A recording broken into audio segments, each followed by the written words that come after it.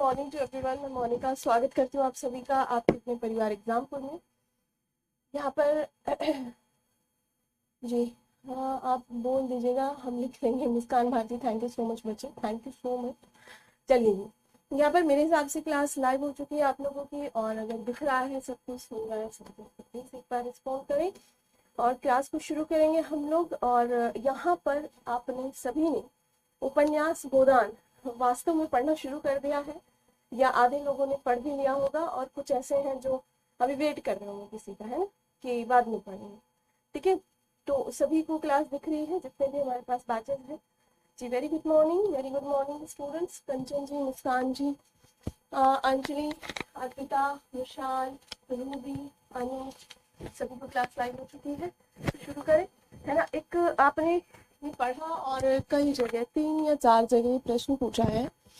जैसे अगर आपने बीपीएससी के क्वेश्चन पेपर देखे होंगे, देखे क्या होंगे, मैं इसको टाइप करा दूंगी आपके लिए, जो क्वेश्चन पेपर है अलग अलग सालों में आए हुए, जो भी गोदान से आए। पहले हम क्वेश्चन डलवा देंगे ताकि जब आप पढ़ते चले जाएं तो उस चीज को थोड़ा थोड़ा सा देखते चले जाएं। देखो आजकल वायरल वगैरह चल रहा है, तो अचानक तो ठीक नहीं होता, वीकनेस बहुत ज्यादा होती है। पर 2 नहीं तो भाई 1 सवा 1.5 घंटा जो भी पढ़ पाए हम लोग अच्छे से, उसको जरूर पढ़ेंगे। हिंदी साहित्य क्लास नंबर डाल लीजिए और इसको यहाँ से पढ़ना शुरू करेंगे। हमारा चल रहा है अभी गोदान, राइट। आज है डेट कितनी हुई, 5 जून, 5 जुलाई 22। ठीक है जी।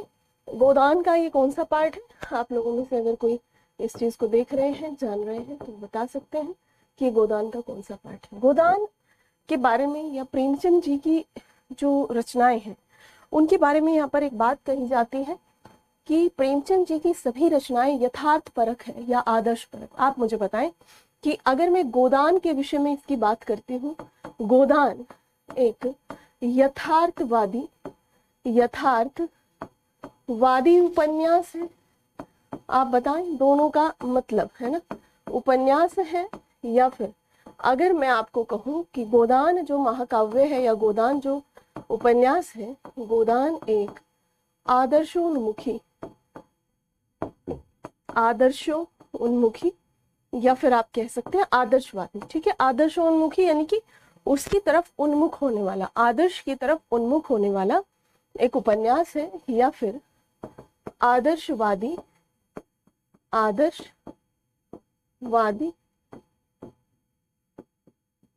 उपन्यास है, राइट। तो आप लोग मुझे बताएं थोड़ा सा जो चीजें पता है। आज बुक्स के बारे में बता दूं, विशाल बुक्स बच्चे आपको अब्दुल्ला नोट्स कैसे बनाने हैं, जो चीजें लिख रही हूँ उसको लिखते जाएं, और जो एक भाषा के तौर पर जो प्रॉपर नोट्स दिया जाता है वो A4 साइज में मैं टाइप करा के अपलोड कराऊंगी। ठीक है, जो चीजें लिखवाई जा रही हैं बोर्ड पर, जो भी चीजें मैं साफ साफ शब्दों में लिखती हूँ उनको लिखने का प्रयास करें।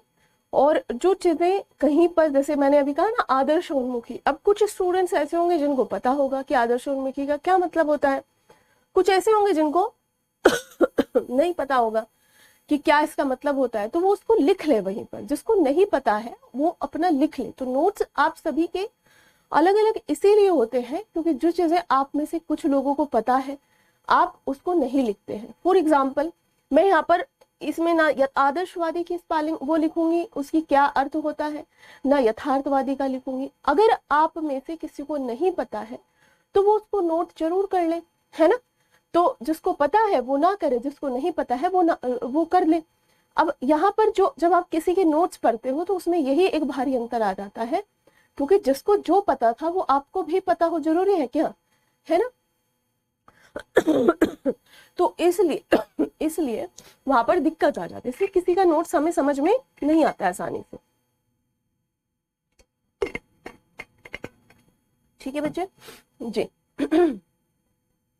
ओके, तो आप कौन से वाले स्टेटमेंट से सहमत है बताएं।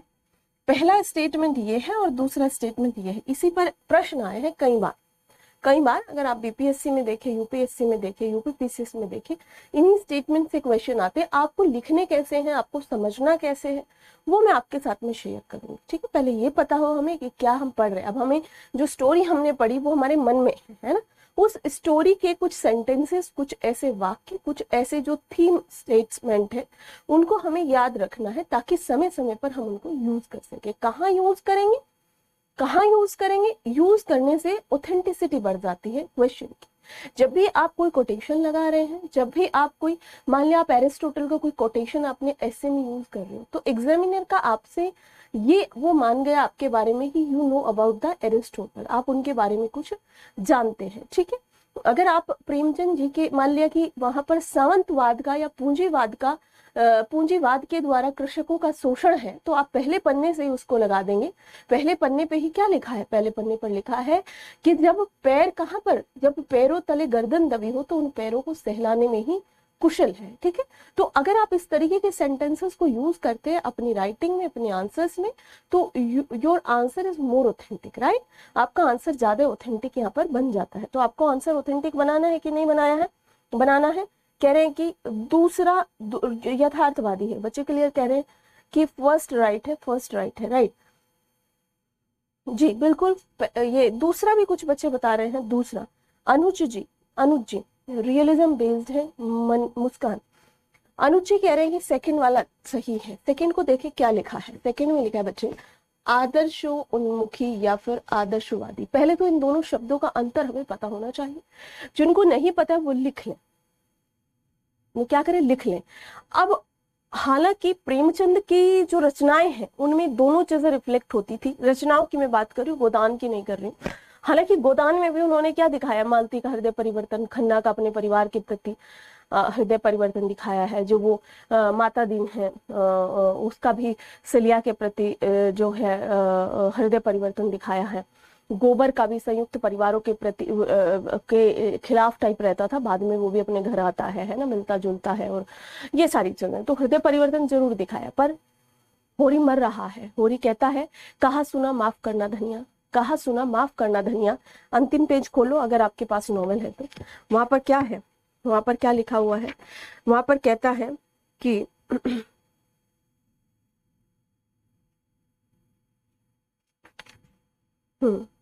अंतिम अंतिम पेज देखिए।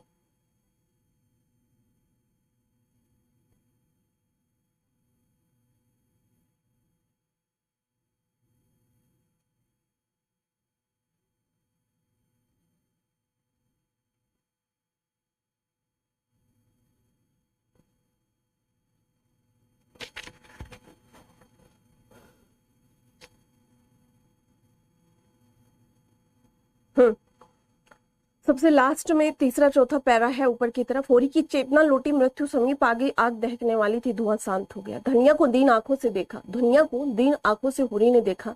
दोनों कोनों से आंसू की बूंदें ढुलक रही थी।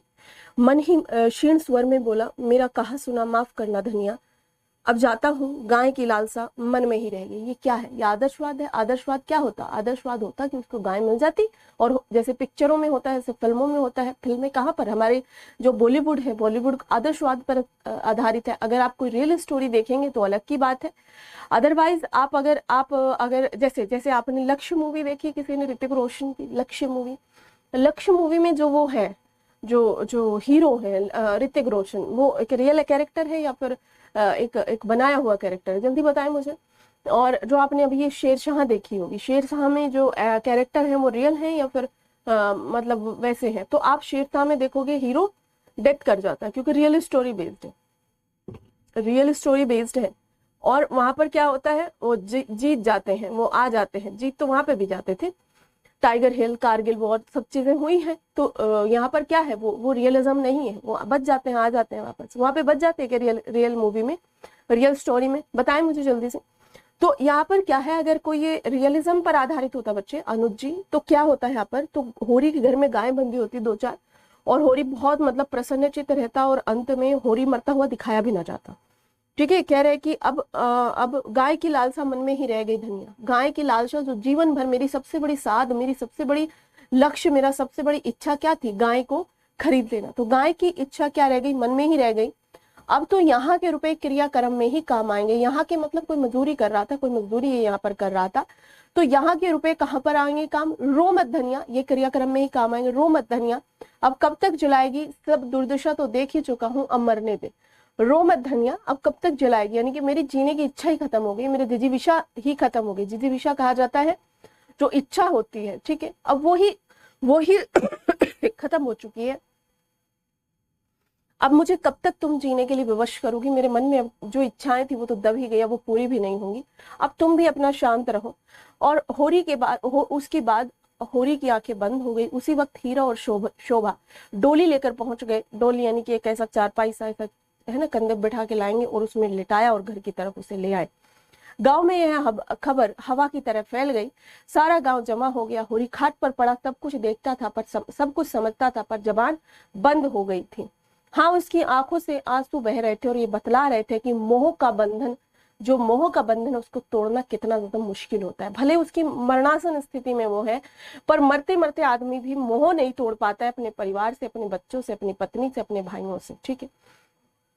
जो कुछ अपने से नहीं बन पड़ा उसी के दुख का नाम तो मोह है। देखो ये क्या है, जो कुछ मेरे से नहीं बन पड़ा, मान लिया गाय की साध थी उसको और वो उससे नहीं हो पाया, तो उसी के मोह का नाम दुख है, वही एक दुख रह गया। जैसे क्या होता है, आप देखेंगे आपके पड़ोस में कोई दादी, कोई दादा, कोई किसी के माता पिता असमाई की कोई मर जाए बेचारे, किन्हीं की मृत्यु हो जाए, तो होता क्या है कि मान लो उनके मन में एक ऐसी साध थी कि मेरे घर में एक दुकान हो, मेरे बेटा का शादी हो जाए। ऐसे कहा जाता है ना कि दादाजी बीमार है, जल्दी शादी करना चाहते हैं, यानी कि जो नहीं हुआ उसी के दुख का नाम मोह होता है। उसी में आदमी पिंजरे से भी पड़ा रहता है। और क्या हो जाता है फिर, अगर हो भी गई शादी, हो भी गए बच्चे, देन व्हाट, मतलब कुछ मिल जाता है, कुछ प्राप्ति हो जाती है उनको, है ना, ऐसा लगता है। तो कह रहे हैं कि उसी के दुख का नाम तो मोह है। पाले हुए कर्तव्य साथ हम पाले हुए कर्तव्य और निपटाए हुए कामों का क्या मोह, यानी कि जो हमने पा लिया है, जो हमने निपटा लिया है ऐसा काम, उसका उसका कोई मोह हमें नहीं होता। क्लास चल रही है, क्लास चल रही है आप लोगों की?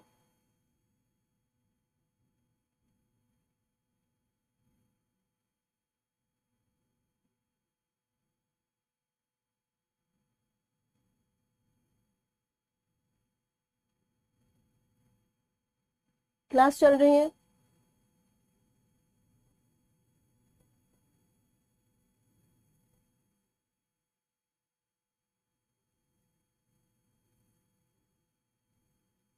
One minute.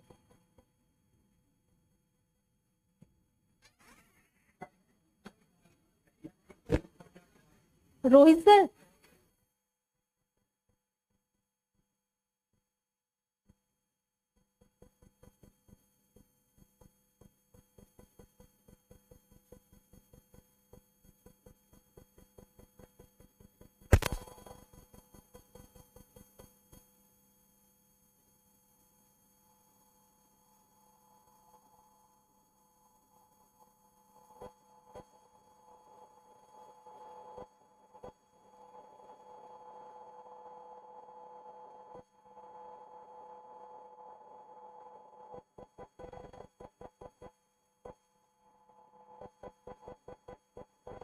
चले चल रही है, ओके। तो उसके बाद कहते हैं कि जो निपटा लिया है, जो पा लिया है, जो प्राप्त कर लिया है, उसका कैसा मोह होगा, जो नहीं प्राप्त किया है उसका मोह होता है, ठीक है। फिर कह रहे हैं कि उन मोह तो उन अनाथों को छोड़ जाने का है जिनके साथ हम अपने कर्तव्य ना निभा सके, यानी कि उसका बेटा, उसकी बेटियां, है ना, उनका जो उनके प्रति जो होरी का कर्तव्य बनता था या धनिया के प्रति जो कर्तव्य बनता था, उनको कह रहे हैं कि उनको हम नहीं निभा सके, उनको हम क्या नहीं कर सके, उनको हम नहीं निभा सके, तो उन सब का क्या है, उन सब का मोह है, उन अधूरे मंसूबों में है जिन्हें हम पूरा ना कर सके। यानी कि होता है भाई सबका, मैं अपना घर बनाऊं, मेरे जो है बच्चे उसमें आराम से जिंदगी जिए, अपने लिए सभी विरासत संपत्ति छोड़ के जाते हैं, मगर सब कुछ समझकर भी धनिया आशा की मिटती हुई छाया को पकड़े हुए थी। यानी कि धनिया को पता है कि होरी अब खत्म हो चुका है और अब कुछ भी ज्यादा नहीं बचा है, फिर भी क्या है, फिर भी धनिया धनिया उस मतलब वो मिट रही है, आशा की किरणें मिट रही हैं, उसको छाया को वो पकड़े हुए हैं। आंखों से आंसू गिर रहे हैं, मगर यंत्र की भांति यानी कि मशीन की भांति दौड़ दौड़ कर अब कभी आम पन्ना भून कर पिलाती है, यानी कि आम भून कर पन्ना बनाती है। लू लग चुकी है ना होरी को, ठीक है, और कभी होरी के देह में गेहूं की भूसी की मालिश करती है। क्या करे, क्या करे, पैसे नहीं है, नहीं किसी को भेज करके डॉक्टर को बुलाती है। क्या है ये, आदर्शवाद है कि यथार्थवाद है? ये यथार्थवाद। हीरा ने रोते हुए कहा, भाभी दिल कड़ा करो, गोदान करा दो, दादा चले। दादा यानी बड़े भाई चले, गोदान करा दो, अपना दिल बहुत बड़ा करो, कड़ा करो उसको, है ना। कठोर है समय, कठिन है समय, पर कोई बात नहीं है, दादा चल दिए हैं। धनिया ने उसकी ओर तिरस्कार भरी नजरों से देखा, अपने देवर की तरफ एकदम तिरस्कार भरी नजरों से देखा। अब वह दिल को और कितना कठोर करे, यानी इससे ज्यादा और क्या कठोर कर ले दिल को। जिंदगी भर 2 जून रोटी के लिए तड़पती रही धनिया, सोने बैठने के लिए बिछोना नहीं, कोई बिस्तर नहीं, कोई कंबल नहीं। एक गाय आए उसको भी मार गए, बैल आए बैलों को ले गए खोल के, भोला के बेटे। खेत में बैल की तरह काम किया होरी ने जिंदगी भर, और अब मर रहा है कैसे, खाया नहीं पिया नहीं, लू लग गई, कोई पैसा होता डॉक्टर को बुलाते, ऐसा कोई लाइलाज बीमारी थोड़ा उसको हो गई थी। अपने पति के प्रति जो उसका कर्म है, क्या वह उसको बताना पड़ेगा। जो जीवन का संगी था, उसके नाम का रोना ही उसका धर्म। जो जीवन जिसके साथ कटने वाला था, भले कोई कितने भी हो जाए, पर जो पति या पत्नी दोनों एक दूसरे के लिए हो सकते हैं, वह कोई और नहीं हो सकता। और कई आवाजें आई, हाँ हाँ गोदान करो, अब यही समय है। ये क्या है, ये क्या है, यथार्थ है। हालांकि आदर्श का पुट भी मिलता है गोदान में, ऐसे नहीं है, उस पर भी बात करेंगे। धनिया यंत्र की भांति उठी, मशीन के जैसी उठी धनिया, जिसका सब लुट गया हो, बर्बाद हो गया हो। उसके पास आज था ही क्या, 5-6 बच्चे पैदा हुए, 2-3 पहले मर गए बिना दवा के, गोबर भी नहीं है, दोनों लड़कियां शादी हो गई, आज बचा ही क्या उसके पास। धनिया मशीन बन गई, धनिया मशीन के जैसे उठी, मशीन यानी फीलिंगलेस। अब क्या करे, उठी, सूतली बेची थी, सूतली यानी कि सूत की काटते हैं, किराए पर 1-2 पैसा मिल जाता होगा। आज जो सुतली बेची थी, उसी के 20 आने पैसे लाई हूँ, और पति के ठंडे हाथ में रखकर सबके सामने खड़े दाता दीन से बोली, जो पंडित थे, माता दीन के पिताजी नहीं, महाराज घर में न गाय है, न बछिया, न पैसा, यही पैसा है, इसका गोदान करा दो। और पछाड़ खा करके धनिया पीछे की तरफ गिर पड़ी। यही घर में 20 आने पैसा है, न गाय है, न बछिया, न और पैसे हैं, न सोना है, न कुछ है घर में, यही 20 आने पैसा है महाराज, इन्हीं से गोदान करा दो। जिस साध के लिए, जिस चीज के लिए जीवन भर पूरी तड़पता है, पूरी परेशान रहता है, गाय से ही किसान के दरबार की शोभा है। सुबह उठ के गाय दिख जाए तो पूरा दिन धन्य हो जाए। आज उसी होरी के मरने के बाद भी लोग उस गोदान को कराने के लिए आतुर हुए पड़े। ठीक है, आज उस गोदान करा दो का मतलब होता है मुस्कान, गौ का दान करा दो। संस्कार, परंपरा, परिपाटी गोदान में बहुत बेहतर तरीके से दिखाई है, समझ रहे हो। उन संस्कारों को भुनाने हेतु ही पूरी जिंदगी, देखा नहीं, लड़की है तो शादी तो करनी पड़ेगी, भले बेचना पड़े, एक लड़की को बेचा है हो रही है। ये क्या है, ये समाज का नियम है, ये समाज का नियम है। लड़की है तो उसकी शादी करनी पड़ेगी, हाथ पीले करने पड़ेंगे, यही फर्ज है हमारा। कोई मर रहा है तो गोदान करना पड़ेगा, क्योंकि यही परंपरा है, समझ रहे हैं। गोदान यानी कि गौ का दान करना। ये लो 20 आने पैसा, तो क्या गौ का दान होगा, ये क्या है। माता दीन और दाता दीन बैठ के खाते हैं, पंडित है, कोई पंडित तो नहीं हमारी क्लास में। तो कुछ चीजें समझ में आई, मैं क्या बताना आपको चाहती थी, ठीक है, समझे मैं क्या बताना आपको चाहती थी।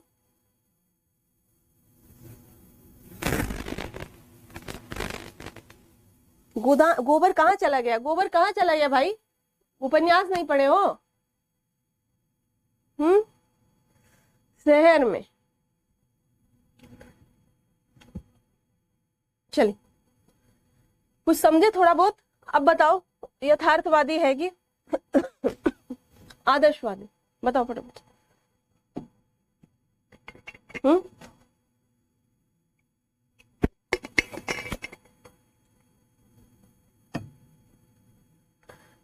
समझ गए क्या लिखा है, समझ गए हैं तो लिखिए, अगर समझ गए हैं तो लिखिए। इसमें एक टॉपिक है, उपन्यास और यथार्थवाद, किस किसने पढ़ा है वो टॉपिक, मतलब खाली टॉपिक उसका वो लिखवाऊंगी तो मैं ही। एक है उपन्यास और यथार्थवाद, आपके सिलेबस में है उपन्यास और यथार्थवाद।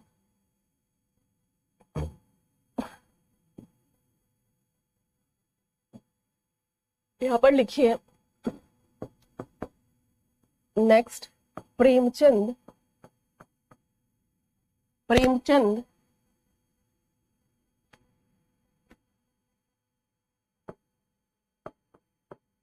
के उपन्यास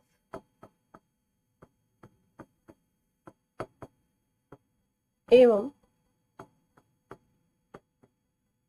यथार्थवाद। सबसे पहले यथार्थवाद को समझे क्या होता है। यथार्थवाद माने बिना किसी पूर्वाग्रह, पूर्वाग्रह समझते हैं आप। फॉर एग्जाम्पल मेरा हरियाणा के लड़कों के साथ में अच्छा कांटेक्ट नहीं, अच्छे रिलेशन नहीं रहे। फॉर एग्जाम्पल मैंने कहीं सुना या मेरे साथ ऐसा हुआ कि हरियाणा के कुछ लड़के मिले या किसी पर्टिकुलर प्रदेश, उत्तर प्रदेश के, बिहार के, कहीं के कुछ मुझे लड़के या लड़कियां मिली और उन्होंने मेरे साथ में बदतमीजी करी। ठीक है, मैंने कि सीट के ऊपर से लेकर के झगड़ा हो गया, कोई और सामान को लेकर के झगड़ा हो गया।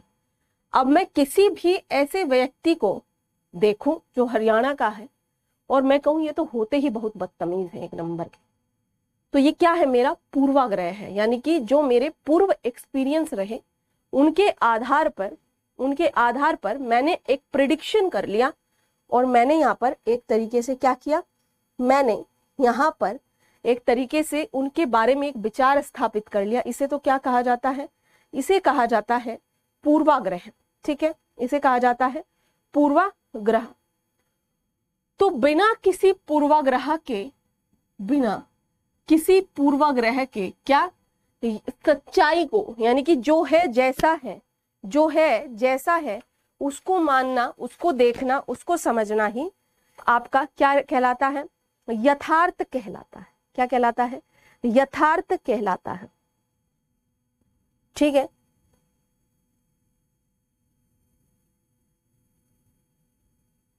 ठीक है,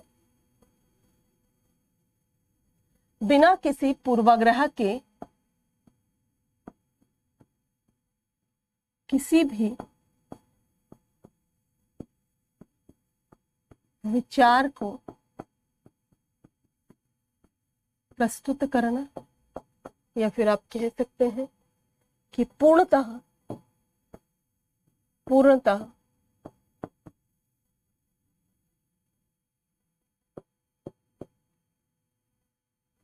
मतलब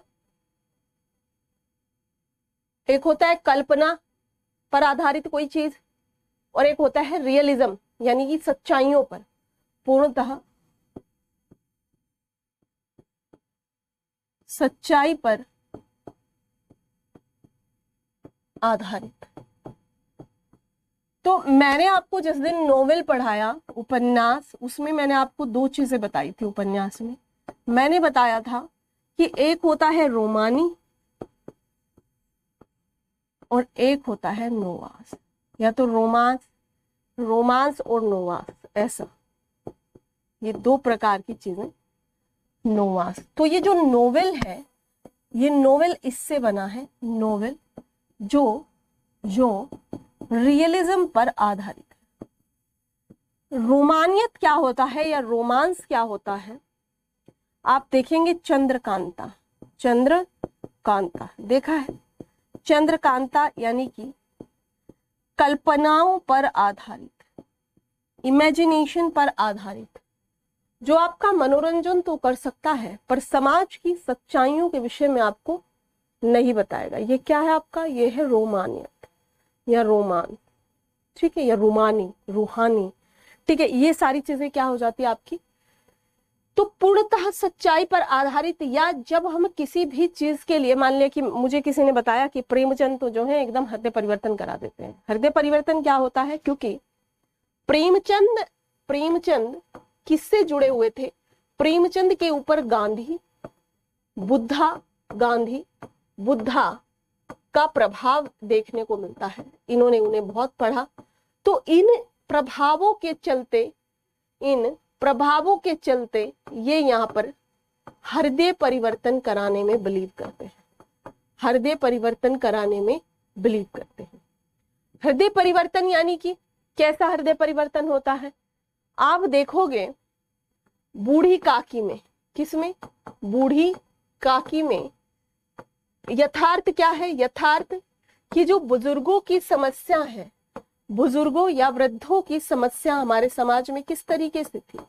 बुजुर्गों की समस्या को पहले दिखाया है कि भाई उसको खाना नहीं मिलता और पूरा भोज दिया हुआ है, पता नहीं कौन कौन खाने आ रहे हैं, रात को पत्तल चाट रही है और जैसे से वो फैल रही है पूड़ियों की खुशबू और ज्यादा भूख लग रही है। ये क्या है? यथार्थ है। आदर्शवाद क्या है? बाद में बहू का हृदय परिवर्तन।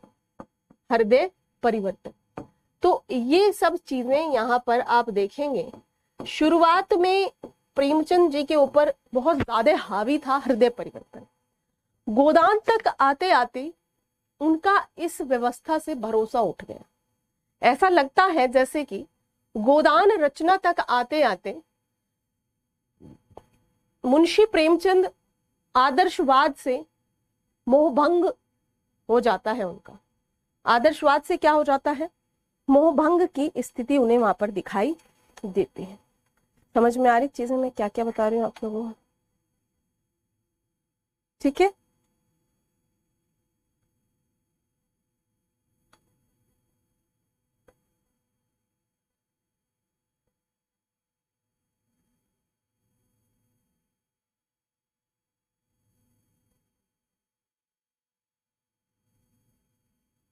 हम्म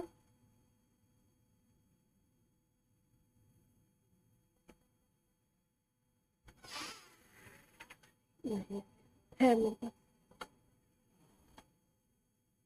ठीक है, ओके। चलो अब यहां पर लिखो, गोदान में आदर्शवाद, गोदान में आदर्शवाद एवं यथार्थवाद, ये दोनों शब्दावलियां समझ में आ रही होंगी अच्छे से। गोदान में आदर्शवाद एवं यथार्थवाद, दोनों लाइनें समझ में आ रही हैं। लिखना शुरू करें कि गोदान उपन्यास की उत्पत्ति बाजारवाद, या बाजारवाद ना लिखे, औद्योगिक विकास,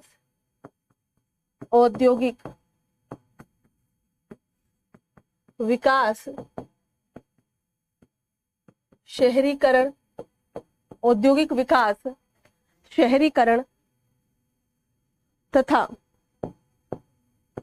मध्य वर्ग या मध्यम वर्ग के उद्भव के साथ हुई है। अतः उपन्यास अपनी मूल प्रकृति में यथार्थवादी है। ये आप लिख सकते हैं, प्रकृति में यथार्थ, लिख लिया। अपनी मूल प्रकृति में यथार्थवादी है उपन्यास। ठीक है, ठीक है, लिख लिया।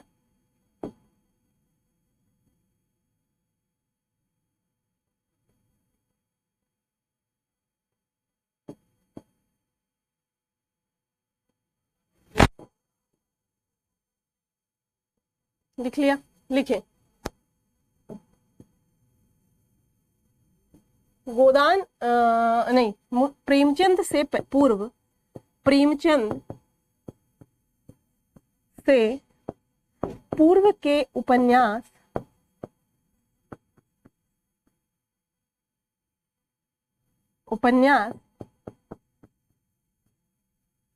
उपदेशात्मक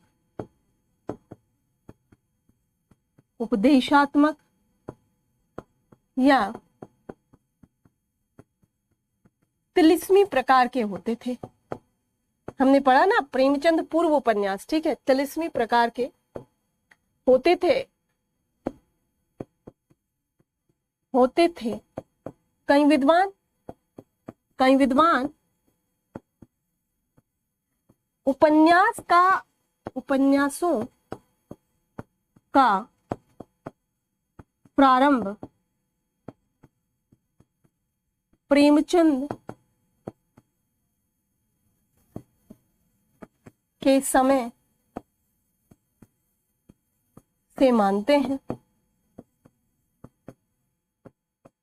कई विद्वान ऐसा सोचते हैं। वैसे तो प्रेमचंद पूर्व, प्रेमचंद पश्चात और प्रेमचंद के समय में 3 कालों में उपन्यासों को बांटा जाता है, परंतु कुछ लोग भावुक जो कहते हैं कि नहीं, actual origin of novel comes after the या comes at the time of Premchand.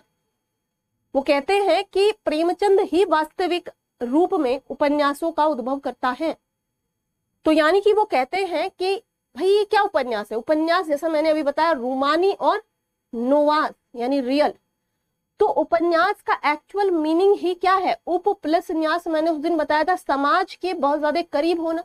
और जब भी हम ऐसी कल्पनाओं पर बात करेंगे, चंद्रकांता की कहानी और ये उसको मार दे रहा है, भस्म कर दे रहा है, this is not the real incident. Real क्या है? रियल है बेमेल विवाह, रियल है महिलाओं की स्थिति, रियल है दहेज प्रथा, रियल है किसानों का शोषण, रियल है ग्रामीण लोगों का भोलापन। रियल क्या है? रियल ये सब चीजें हैं, एक्चुअल ये सब चीजें हैं। तो इसलिए यहाँ पर आप क्या लिखेंगे कि उपदेशात्मक या तिलिस्मी प्रकार के उपन्यासों के बाद जो एक्चुअल मीनिंग जो उपन्यासों की आती है वो क्या है? जो प्रेमचंद के समय में हमने देखी, जो प्रेमचंद के समय में हमने देखी। भाई आप लोग के वो नहीं आ रहे जी, आप लोग के जो कमेंट वगैरह है, अगर कोई परेशानी होगी तो जरूर भेजना कि हमें ये चीज समझ में नहीं आ रही है। समझ आई बात? हाँ जी, अगर कोई चीज दिक्कत करेगी तो बताना।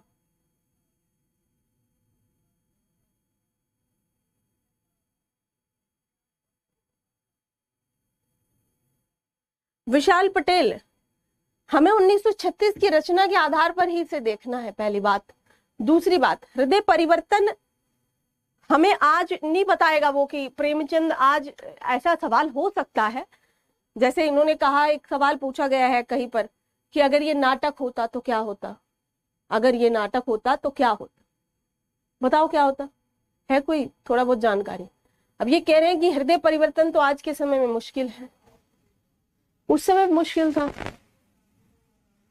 ऐसा नहीं है ना कि हृदय परिवर्तन ही हो रहे थे। अब आगे क्या लिखा नहीं है? प्रेमचंद के से पूर्व के उपन्यास उपदेशात्मक या तिलिस्मी, ये दोनों शब्द समझ में आए। उपदेशात्मक यानी कि किसी की जिंदगी बदलने के लिए, जो समाज सुधार टाइप के हम कहते हैं, उपदेश देती हूँ मैं आपको, पढ़ा करो पढ़ा करो पढ़ा करो, आपको उपदेश लगता हुआ। तिलिस्मी यानी मजा आए एकदम से, ये मार धाड़ मची पड़ी है, राक्षस आया दिए लेके हाथ में ऐसे खड़े, लाइक दैट। कई विद्वान उपन्यासों का प्रेमचंद के समय से ही ये मानते हैं। ठीक है, समझ आई बात? आगे आगे लिखे इसमें, शुरुआत की रचनाओं से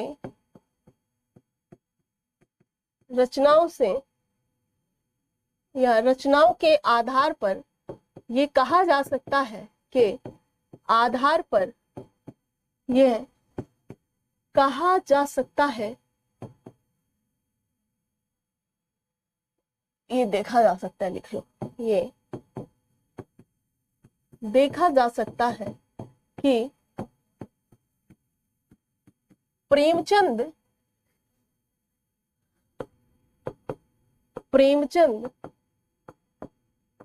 आदर्शवाद से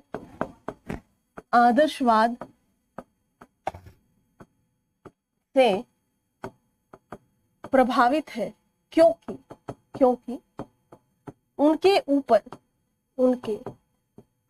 ऊपर महात्मा गांधी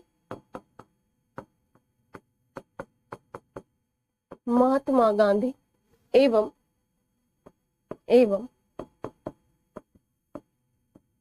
बुद्ध का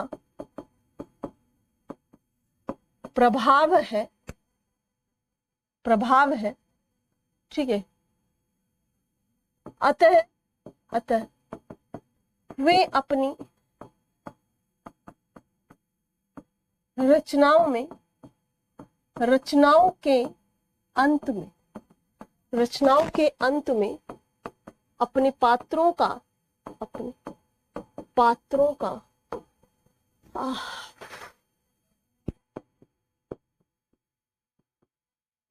हृदय परिवर्तन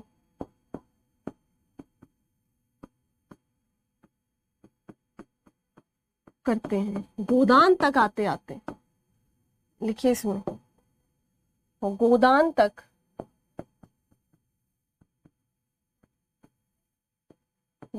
तक आते आते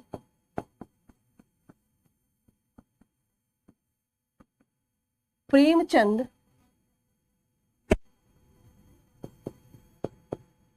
को आदर्शवाद से मोहभंग की स्थिति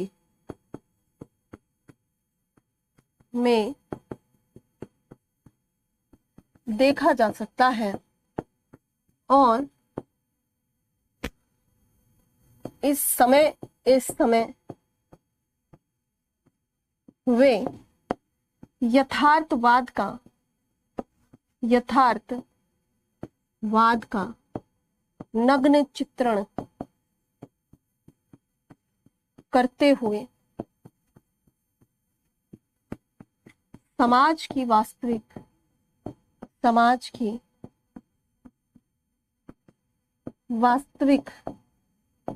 वास्तविक समस्याओं पर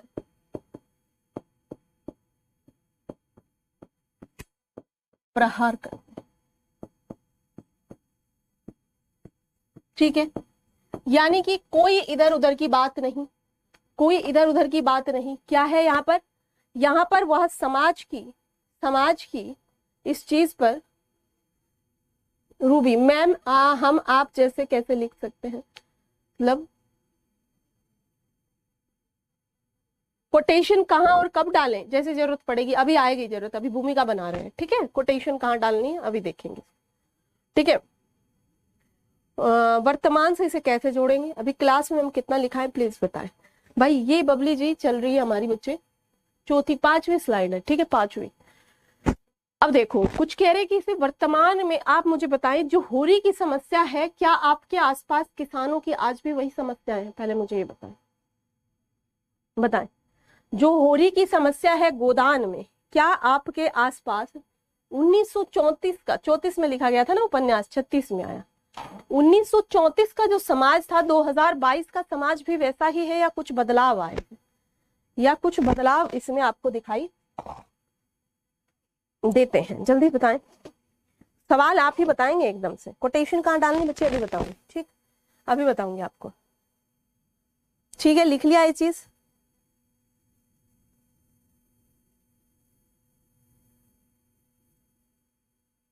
ठीक है,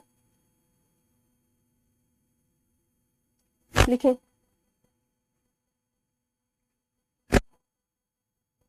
कोड क्या होता है? कोड अर्पिता कोटेशन होता है बच्चे, कोटेशन कहते हैं। वैसे तो कोटेशन जो एक्चुअल होता है, जैसे कि अब्दुल कलाम जी ने क्या कहा, कि अब्दुल कलाम जी कहते हैं कि सपने वो नहीं होते जो आप जागते हुए देखते हैं, सोते हुए देखते हैं, सपने वो होते हैं जो आपको सोने नहीं देते। That is a quotation of Kalam ji.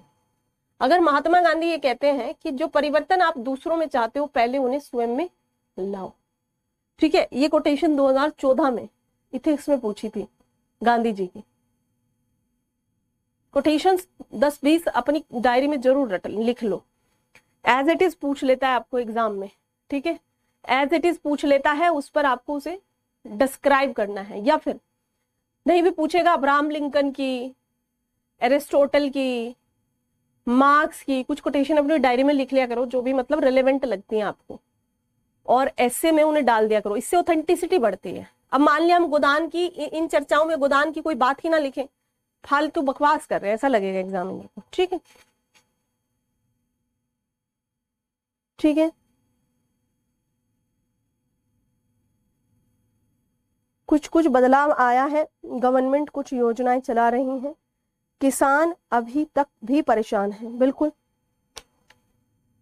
अगर हम 1936 के किसान देख रहे हैं और 2022 के, देखो यहाँ पर क्या हुआ है, एजुकेशन ने कुछ हद तक चीजों को बदला है ना। एजुकेशन ने कैसे बदला, एजुकेशन आई, उसके बाद आप देखेंगे देश क्या हुआ, फ्री भी हुआ, देश फ्री हुआ। 1934 का समाज क्या है, गुलाम है, ठीक है, देश फ्री हुआ। यहाँ पर जो लोकतंत्र आया, डेमोक्रेसी, डेमोक्रेसी आने से, डेमोक्रेसी क्या है, अगर हम अब्राहम लिंकन के शब्दों में देखें तो by the people, for the people, to the people, by the people and for the people, यानी कि जनता का, जनता के द्वारा, जनता के लिए शासन। तो जनता के लिए शासन है ये, और जनता के द्वारा है, तो जनता अपने प्रतिनिधि चुन के भेजे। उस समय हम क्या थे, हम थे यहाँ पर उपनिवेश, हम एक कॉलोनी थे, किसके, ब्रिटेन के, ब्रिटेन के उपनिवेश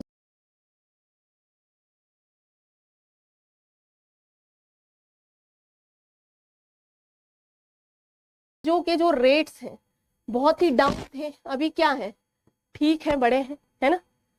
यहाँ पर अगर हम देखते हैं कि जो जो गैर संस्थागत ऋण था, यानी कि नॉन इंस्टीट्यूशनल ऋण, माता दीन दाता दीन ने जो पैसा दिया हुआ था, जो स्वाइन ने पैसा दिया हुआ था, वो बहुत ज्यादा था। क्यों, क्योंकि इंस्टीट्यूशन नहीं बने थे, क्रेडिट सिस्टम के लिए इंस्टीट्यूशन अभी डेवलप नहीं हुए थे। यहाँ पर अगर आप देखेंगे तो इंस्टीट्यूशनल ऋण ज्यादा है, किसी साहूकार महाजन से लेने का जो रवैया है वो कम हुआ है, इसलिए जो डेब्ट ट्रैप था, यानी कि जो ऋण जाल था, वो यहाँ पर ज्यादा। अगर हम बात करें ट्रेडिशंस की, यहाँ पर बहुत ज्यादा ट्रेडिशंस हैं, यहाँ पर ट्रेडिशन यानी परंपराओं की संख्या काफी कम हुई है। यहाँ पर कोई एफडीआई एफआईआई कुछ नहीं, देश में उद्योगीकरण शुरू ही हुआ है, जस्ट गोबर जैसे कुछ चंद व्यक्ति अपने शहरों को चले गए हैं। यहाँ पर अगर आप देखें माइग्रेशन आदि बढ़ने से, या फिर गांव के आसपास भी इस तरीके के स्किल डेवलप होने से, गवर्नमेंट की 50 तरीके की स्किल योजनाएं चलने से, लोन देने से, मेक इन इंडिया आने से, स्किल स्टैंड अप योजना आने से, ठीक है, जो है कई तरीके की और योजनाएं आने से सरकारों ने इस पर काम किया है, तो स्थितियां बदल चुकी हैं। फिर भी अगर हम देखें तो भारत का किसान आज भी मॉनसून पर डिपेंड है। आज भी आप देखें होरी जैसे कई किसान आपको गांव में देखने को मिल जाएंगे, जो आज भी बहुत इंटीरियर टाइप के गांव में रहते हैं, और कई मिलेंगे, ऐसा नहीं कि बहुत बड़ी संख्या मिलेंगे। यहाँ पर 90+% लोग थे, यहाँ पर हो सकता है 5-10% लोग इस तरीके के हों, अदरवाइज लोगों ने सरकारों ने पट्टे काट कर जमीनें दे दी, मनरेगा आ गया, तो जो लैंडलेस फार्मर है वो अब लैंडलेस फार्मर यहाँ क्या कर रहे हैं देख लीजिए आप, और यहाँ क्या कर रहे हैं, आज मनरेगा में 300-400 रुपया पर डे पाते हैं, नहीं तो मतलब उसको 100 दिन का रोजगार तो मिलेगा ही मिलेगा, चाहे कुछ मिले ना मिले, है ना। यहाँ पर क्या है, सिलिया इतनी परेशान है, उसको मतलब क्या कहते हैं, उसको सामाजिक रूप से नहीं अपनाया है, बाकी शारीरिक जो अपनी डिमांड है उनको पूरा करवाता है उससे, है ना, खेत में काम कराता है। आज इस तरीके के काम यहाँ पर नहीं होंगे, SC ST एक्ट लगा दिया जाएगा, उसके ऊपर विवाह के लिए प्रेशर बनाया जाएगा, भाई तुम मुझे ऐसे क्यों रख रहे हो, है ना, क्योंकि अधिकारों के प्रति जागरूकता यहाँ पर आई है। तो ये चीजें मेरे हिसाब से रिलेट कर पाए होंगे आप लोग, अगर कोई रिलेट नहीं कर पाए हैं वो देखेंगे, है ना, वो बताएंगे।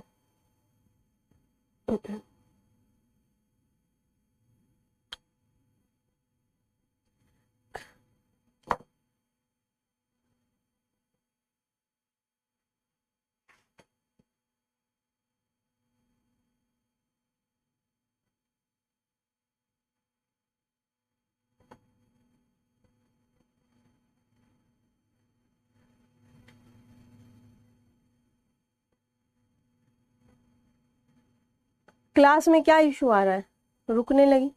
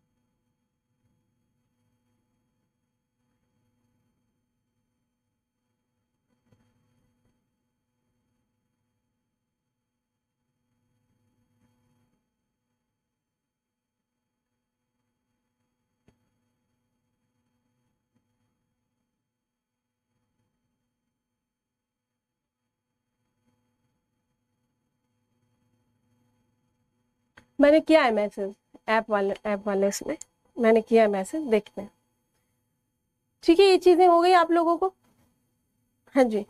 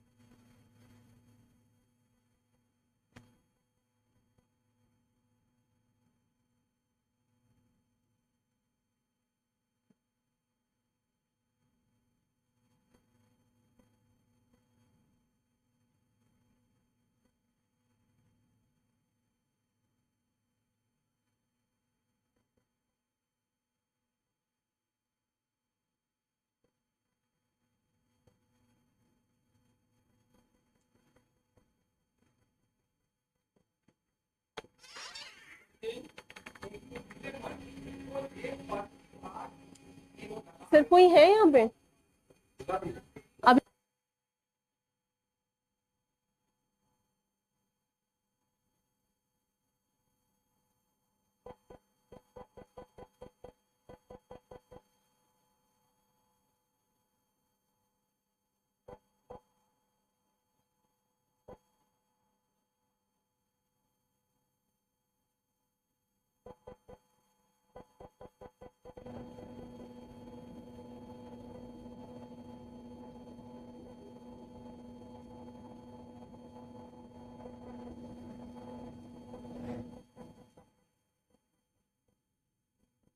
अब ठीक है।